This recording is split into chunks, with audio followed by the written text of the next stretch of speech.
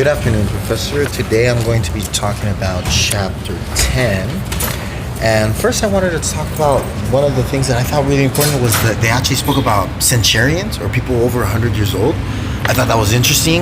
I feel like Chapter 10 and like Chapter 9 is more connected to physical changes, where Chapter 10 is more like individual and like mentality, ideology. And also having like, I really like that they put down people over 100 years old instead of just focusing on like 85, 86, 87. Because even though the actual death rate for the United States, I think, is 74 for men, 74 for women, 72 for men, but it gets extended by 3 years in Hawaii because I guess the lifestyle or the environment. As far as the article is concerned, I thought it was really well written, and I like the aspects of death and how it puts an idea of, it puts a lens of like, we're all young, so we think about different dynamics when we're young, but when you're old, you it's a totally different process because of the age, and it creates a cohort, and your ideas of what's important change dramatically.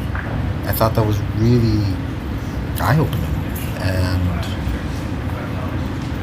I guess the comfortability with death at any age is really important, but it's really dynamic when you get older and you see your body age and then you accept it.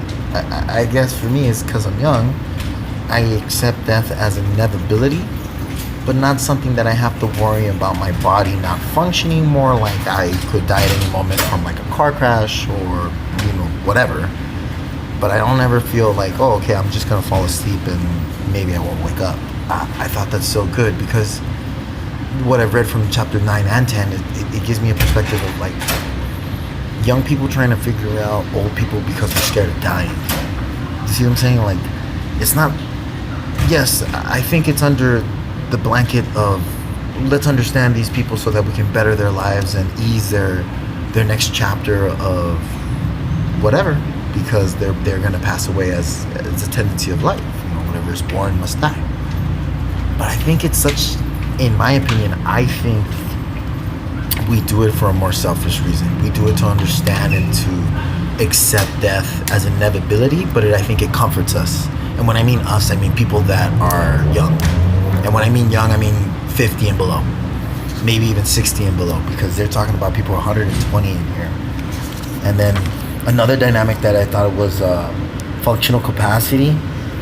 And the one that I really related to was like sexual functional capacity, and how sexuality is, or the idea of a older person being sexual is maybe not viewed as a positive. I wouldn't say a negative. I just say wouldn't view as a positive, and how it talked about how these people, they're people.